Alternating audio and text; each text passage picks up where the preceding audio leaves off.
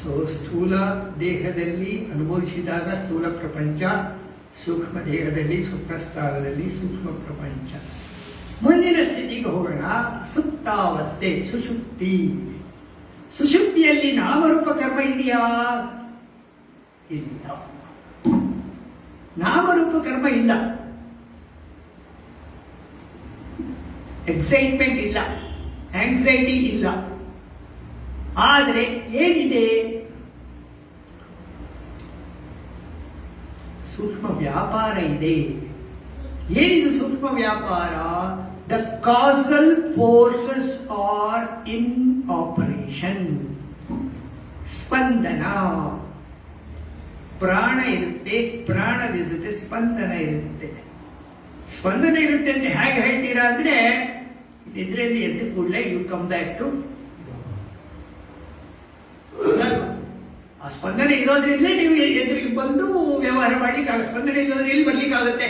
ಅಲ್ಲಿಗೆ ನಮ್ಮ ವಾಸನೆಗಳು ಸ್ಪಂದನ ರೂಪದಲ್ಲಿ ನಿದ್ರೆಯಲ್ಲಿ ಇರ್ತವೆ. ಅದರ ಜೊತೆ causal forces are in operation. ಪ್ರಾಣ ವಾಲಂಟರಿ, ಸೆಮಿ ವಾಲಂಟರಿ, ಇನ್ವಾಲಂಟರಿ ಎಲ್ಲ ಒಳಗಡೆ ಆಗ್ತಾ ಇರುತ್ತೆ. ನಮಗೆ ಗೊತ್ತಿಲ್ಲ, ನಮಗೆ ಅದರ ಪರಿಜ್ಞಾನ ಇರುವುದಿಲ್ಲ. ಸೊ ಸ್ಥೂಲ, ಸೂಕ್ಷ್ಮ, ಇದು ಕಾಸಲ್ ನಿದ್ರೆ. ಮಾಂಡಿಕ್ಯದಲ್ಲಿ ಒಂದ್ ಕಡೆ ಹೇಳ್ತಾರೆ, ಯಾರು ಈ ಮೂರನ್ನು ಅರಿತುಕೊಳ್ತಾರೆ, ಈ ಮೂರನ್ನು ಯಾರು ಅನುಭವಿಸ್ತಾ ಇದ್ದಾರೆ ಅಂತ ಯಾರು ತಿಳ್ಕೊಳ್ತಾರೆ, ಅವರು ಅನುಭವಿಸಿದರೂ ಅನುಭವಿಸಲ್ಲ.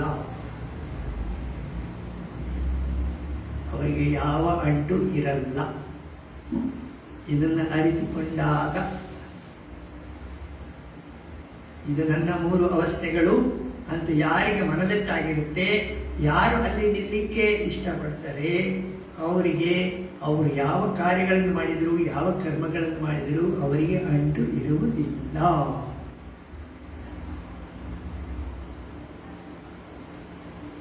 ಸೊ ಇದು ನಮ್ಮದು ಸುಷುಪ್ತಿ ಅವಸ್ಥೆ. ಇದರಲ್ಲಿ causal forces are in operation. ಪ್ರಾಣ ಮಾತ್ರ ಇದೆ, ಪ್ರಾಣ ಸ್ಪಂದನ ಇರುತ್ತೆ. ನೆಕ್ಸ್ಟ್ ಇನ್ನೊಂದು ಅವಸ್ಥೆ ಹೇಳ್ತಾರೆ ಮಾಂಡಿಕ್ಯದಲ್ಲಿ, ತುರ್ಯಾವಸ್ಥೆ ಅಂತ ಹೇಳ್ತಾರೆ. ತುರ್ಯಾವಸ್ಥೆನ ಫಸ್ಟ್ ಓದ್ತೀನಿ, ಆಮೇಲೆ ಅದಕ್ಕೂ ಇದಕ್ಕೂ ಏನು ವ್ಯತ್ಯಾಸ ಇದೆ ಅಂತ ನೋಡೋಣ. ತುರ್ಯಾವಸ್ಥೆಗೆ ಒಂದು ಡೆಫಿನಿಷನ್ ಇದೆ. 4ನೇ ಪಾದ, ಸ್ಥೂಲ, ಸೂಕ್ಷ್ಮ, ಕಾರಣ. ಅಂದ್ರೆ ಕಾರಣ ಅಂತ ಇಟ್ಕೊಳ್ಳಿ, ಯಾವುದೋ ನಿದ್ರೆಯಲ್ಲಿ ನಮ್ದು ಕಾರಣ ಶರೀರ. ಈಗ ತುರ್ಯಾವಸ್ಥೆ ಏನು? 4ನೇ ಅವಸ್ಥೆ ಏನು? ನ ಅಂತಃಪ್ರಜ್ಞಂ, ನ ಬಹಿಷ್ಪ್ರಜ್ಞಂ, ನ ಉಭಯದ ಪ್ರಜ್ಞಂ, ನ ಪ್ರಜ್ಞಾನಘನಂ, ನ ಪ್ರಜ್ಞಂ, ನ ಅಪ್ರಜ್ಞಂ, ಅದೃಶ್ಯಂ, ಅವ್ಯವಹಾರ್ಯಂ, ಅಗ್ರಾಹ್ಯಂ, ಅಲಕ್ಷಣಂ, ಅಚಿಂತ್ಯಂ, ಅವ್ಯಪದೇಶ್ಯಂ, ಏಕಾತ್ಮ ಪ್ರತ್ಯಯಸಾರಂ, ಪ್ರಪಂಚೋಪಶಮನಂ, ಪ್ರಪಂಚೋಪಶಮಂ, ಶಾಂತಂ ಶಿವಂ ಅದ್ವೈತಂ ಚತುರ್ಥಂ ಮನ್ಯಂತೆ ಸ ಆತ್ಮ ಸತ್ಯವಿಜ್ಞೇಯಃ. ಈ ತುರ್ಯಾವಸ್ಥೆಯನ್ನ ನೀವು ಡಿಫೈನ್ ಮಾಡ್ಲಿಕ್ಕೆ ಹೋಗಿ, ನೀವು ಅದನ್ನು ಅನಲೈಸ್ ಮಾಡ್ಲಿಕ್ಕೆ ಹೋದ್ರೆ ನಿಮ್ಗೆ ಏನು ಸಿಗುವುದಿಲ್ಲ. ನ ಅಂತಃಪ್ರಜ್ಞಂ, ನ ಬಹಿಷ್ಪ್ರಜ್ಞಂ, ನೋ ವೇದ ಪ್ರಜ್ಞಂ, ನ ಪ್ರಜ್ಞಂ, ನ ಅಪ್ರಜ್ಞಂ, ನ ಪ್ರಜ್ಞಾನಘನಂ, ಅದೃಶ್ಯಂ, ಅಲಕ್ಷಣಂ, ಅಗ್ರಾಹ್ಯಂ, ಅಚಿಂತ್ಯಂ, ಅವ್ಯಪದೇಶಂ. ಉಪದೇಶ ಮಾಡಲಿಕ್ಕಾಗಲ್ಲ. ಏಕಾತ್ಮ ಪ್ರತ್ಯಯಸಾರಂ, ಶಾಂತಂ ಶಿವಂ ಅದ್ವೈತಂ ಚತುರ್ಥಂ ಮನ್ಯಂತೆ ಸ ಆತ್ಮ ಸಚ ವಿಜ್ಞೇಯಃ.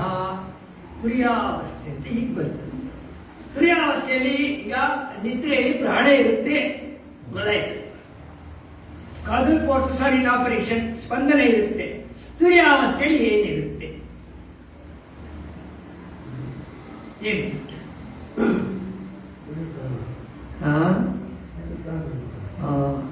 ತುರ್ಯಾವಸ್ಥೆಯಲ್ಲಿ even this prana is also thinned away. The prana is also thinned away ಅಂದ್ರೆ, ಅಯ್ಯೋ ಸತ್ತೋಗ್ಬಿಟ್ರೆ, ನಾನು ಇಲ್ಲ ಆಗ್ಬಿಟ್ರೆ, ನಾನು ಸತ್ತೋಗ್ಬಿಟ್ರೆ. ಯಾಕೆಂದ್ರೆ ನಮ್ಮ ದೇಹದಲ್ಲಿ ಅಷ್ಟರ ಮಟ್ಟಿಗೆ ನಾವು ತಾದಾತ್ಮ್ಯತೆ ಪಡ್ಕೊಂಡಿರೋದ್ರಿಂದ ನಮಗೆ ಆ ಭಯ ಬಂದ್ಬಿಟ್ಟು ತುರಿಯಾವಸ್ಥೆ ಬೇಡ, ಭಯ. ವೇದಾಂತ ಅನ್ನೋದು ಬಹಳ ಇಂಟ್ರೆಸ್ಟಿಂಗ್, ಆದರೆ ಅನಲೈಸ್ ಮಾಡ್ಲಿಕ್ಕೆ ಹೋದ್ರೆ ಇಟ್ಸ್ ಡೆಡ್ಫುಲ್. ಶಾಸ್ತ್ರಿಗಳು ಒಂದು ಕಡೆ ಹೇಳ್ತಾರೆ, you don't die, you don't die. ಪ್ರಾಣ ಹೋದ್ರೆ you don't die, you go back to your expansive state. Your eternal state you won't reach. Where is the death? Death is only for this embodied soul. You have to rewrite the concept of death. You have to rewrite. You are eternal. ವಿವೇಕಾನಂದರು ಏನು ಹೇಳ್ತಾರೆ? ಅಮೃತಸ್ಯ ಪುತ್ರಾಹ, ಅಮೃತಸ್ಯ ಪುತ್ರ, you are eternal. You have got death. ಯಾರು ಅದನ್ನು ಅನುಭವಿಸಿದರೆ ಅವ್ರು ಹೇಳಿದ್ದಾರೆ. ಆದರೆ ಅವ್ರು ಹೇಳಿದ್ದು ಕೇಳಿಕ್ಕೆ ನಾವು ಆ ಮಟ್ಟಿಗೆ ಹೋಗಿದ್ರೆ ತಾನೆ. ನಮ್ಮ ದೇಹ, ಮನಸ್ಸು, ಬುದ್ಧಿ, ಭಾವವನ್ನು ಬಿಸಾಕಿ ನಿಲ್ಲಕ್ಕೆ ಸಾಧ್ಯ ಇದೆ ನಮಗೆ? ಅಷ್ಟು ಧೈರ್ಯ ಇದೆಯಾ? ಇದು ಕಾನ್ಸೆಪ್ಚುವಲ್ ಐಡಿಯಾ, ಕಾನ್ಸೆಪ್ಟ್. ಒಂದೇ ಸರಿ ನಾನು ತುರಿಯಾವಸ್ಥೆಗೆ ಹೋಗ್ತೀನಿ, no, don't jump in conclusion. ಆದರೆ ಆ ಥರ ಒಂದು ಸ್ಥಿತಿ ಇದೆ. ಶಾಸ್ತ್ರ ಹೇಳ್ತಾ ಇದೆ, ನಿಮ್ಮ ಸ್ವರೂಪ ತುರಿಯಾವಸ್ಥೆ. ಸುಪ್ತ ಪ್ರಾಜ್ಞಾತ್ಮಿಕ ತುರಿಯ ಸರ್ವಾವಸ್ಥಾ ವಿವರ್ಜಿತ. ಯಾಕೆ ಬಂತು?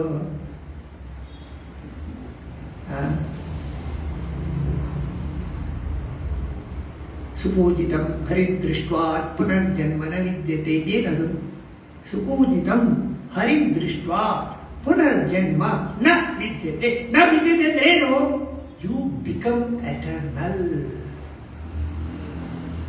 You become your turiya state. ಯಾವಾಗ?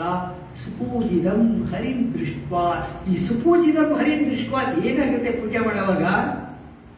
ವಾಸನಾ ಕ್ಷಯ ಆಗಿ ಆಗಿ ಆಗಿ ಆಗಿ ಮನಸ್ಸು ಸ್ತಬ್ಧವಾಗಿ ನನ್ನ ಸ್ವಸ್ಥಿತಿಯಲ್ಲಿ, ನನ್ನ ಸ್ವರೂಪದಲ್ಲಿ ನಿಲ್ಲಲಿಕ್ಕೆ ಸಹಾಯ ಆಗುತ್ತೆ ಪೂಜೆ ಮಾಡಿದಾಗ.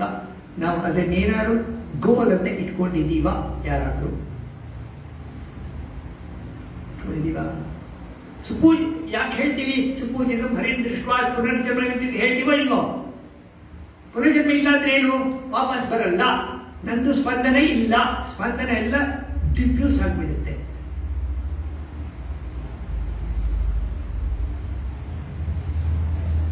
ಬೇಕಾ? ವೇದಾಂತ ಬೇಕಾ? ಅಧ್ಯಾತ್ಮ ಬೇಕಾ?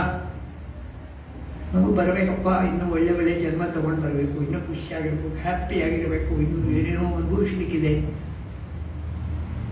ಮಾಂಡಿಕ್ಯದಲ್ಲಿ ಹೇಳ್ತಾರೆ, ಯಾರು ವೈಶ್ವಾನರನ್ನೇ ಕಾಂಟೆಂಪ್ಲೇಟ್ ಮಾಡಿರ್ತಾರೆ ಅವರು ಸಕಲ ಸೌಭಾಗ್ಯಗಳನ್ನು ಪಡೆಯುತ್ತಾರೆ.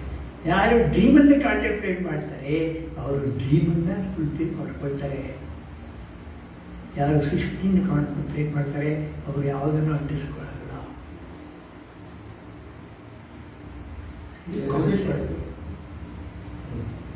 ವೈಶ್ವಾನರದಲ್ಲಿ ಯಾರು ಕಾಂಟೆಂಪ್ಲೇಟ್ ಮಾಡ್ತೀರಾ?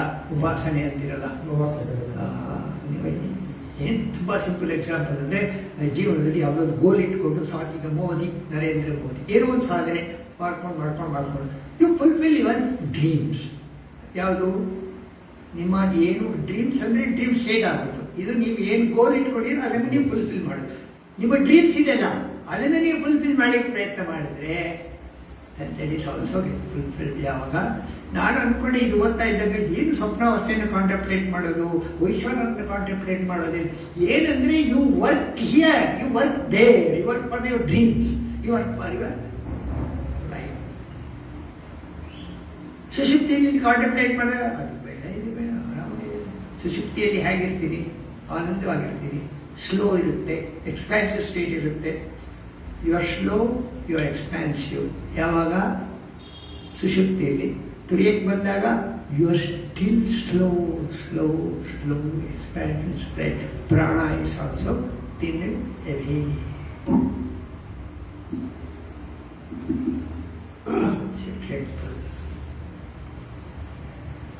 ಬೇಕಾ ಅಧ್ಯಾತ್ಮ? ಆದರೆ ಈ ಗೋಲನ್ನು ನಾವಿಟ್ಕೊಂಡು ಶುಭ ಕರ್ಮಕ್ಕೆ ನಾವು ಪ್ರಯತ್ನ ಮಾಡಿದಾಗ, ಸಾಧನೆ ಮಾಡಿದಾಗ, ಸಾಧನೆ ಗೊತ್ತಲ್ಲ, ಏನು ಸಾಧನೆ? See, why do you come to Vedanta? Why do you come to get tons and tons of happiness, joy, with bhoga or without bhoga. Am I right? Happiness. Happiness is your real nature ಅಂತ ಅಧ್ಯಾತ್ಮ ಹೇಳ್ತಾ ಇದೆ. You are going back to your real state, that is your real nature, that is the blissful, that is happiest state of yours. ಅದಕ್ಕೇನು ಮಾಡಬೇಕಂದ್ರೆ ಕಳಿಸ್ಬೇಕು, ಒಂದೊಂದೇ ಕಳಿಸ್ತಾ ಇರ್ಬೇಕು. ಕಳಿಸ್ಬೇಕಾದ್ರೆ ಏನ್ ಮಾಡಬೇಕು? ವಾಸನಾಕ್ಷಯ. ವಾಸನಾಕ್ಷಯ ಹೇಗಾಗುತ್ತೆ? ನಿಧಾನವಾಗುತ್ತೆ. ವಾಸನಾಕ್ಷಯದಲ್ಲಿ ಏನಾಗುತ್ತೆ? You become soft, soft, soft, soft. Things become acceptable. Soft ಆಗ್ತಾ ಆಗ್ತಾ you accept thing, you don't react. Reaction ಯಾವಾಗಿರುತ್ತೆ? When you identify yourself with your body, mind, emotions, you react. Ego, ಆ ಬಂಡಲ್ ಜೊತೆ ಇನ್ನೊಂದು ಬಂಡಲ್ ಉಜ್ಜಿದಾಗ ರಿಯಾಕ್ಷನ್. ಬಂಡಲೇ ಇಲ್ಲ. ಯಾರ ಜೊತೆ react ಆಗೋದು? ಎಲ್ಲ ನಾನೇ. ಯಾರ ಜೊತೆ ರಿಯಾಕ್ಟ್ ಆಗೋದು? ಈ ಕೈ ಜೊತೆ ರಿಯಾಕ್ಟ್ ಆಗೋಕ್ಕಾಗುತ್ತಾ? ಎರಡು ಒಂದೇ. ಇದಕ್ಕೂ ಜಗಳ ಮಾಡ್ತಾರೆ. ಕನೆಕ್ಟೆಡ್. ನಾವು ಕೂಡ we are all interconnected, interwoven. ಬ್ರಹ್ಮಸ್ಥಿತಿಯಲ್ಲಿ we are all interwoven. ದಯಾನಂದರು ಹೇಳ್ತಾರೆ ಒಂದು ಕಡೆ, ಯು ಕೆನಾಟ್ ಗೆಟ್ ಅವೇ, ಬೆಳಿಗ್ಗೆ you cannot get away by disturbing a small leaf in the world. Everything is interwoven, everything is interwoven. ನಾವೀಗ ಏನ್ ಮಾಡ್ತಾ ಇದೀವಿ? ಎಲ್ಲದ್ರ ಕಳ್ಚಿ ಬರ್ತೀವಿ ಒಳಗಡೆ. ಆ ಕೋರಲ್ಲಿ ಏನಾದ್ರೂ ಪಡಿಲಿಕ್ಕೆ ಆಗ್ತಾ ಇದೆಯಾ? ನಾವೇನಾದ್ರು ಮಾಡ್ಲಿಕ್ಕೆ ಆಗುತ್ತಾ? ಸಾಧನೆ ಮಾಡಕ್ ಆಗುತ್ತಾ? ತ್ಯಾಜಕ ತ್ಯಾಜ್ಯ ಸಂತ್ಯಾಜ್ಯ ಭೇದಗಳಿಂದ ರಾಜನಿ ಜಗಕ್ಕೆಲ್ಲ ಮಂಕುತಿಮ್ಮ ಇವತ್ತ ಮೊಂಡಾರ್ಕ್. ಆ ಲೋಕಲೈಸ್ ಈಗೋ ಅನ್ನೋದು ಡಿಫ್ಯೂಸ್ ಆಗುತ್ತೆ. ವಾಸನಾಕ್ಷಯ ಏನ್ ಮಾಡೋದು? ಬೆಳಿಗ್ಗೆ ಪೂಜೆ,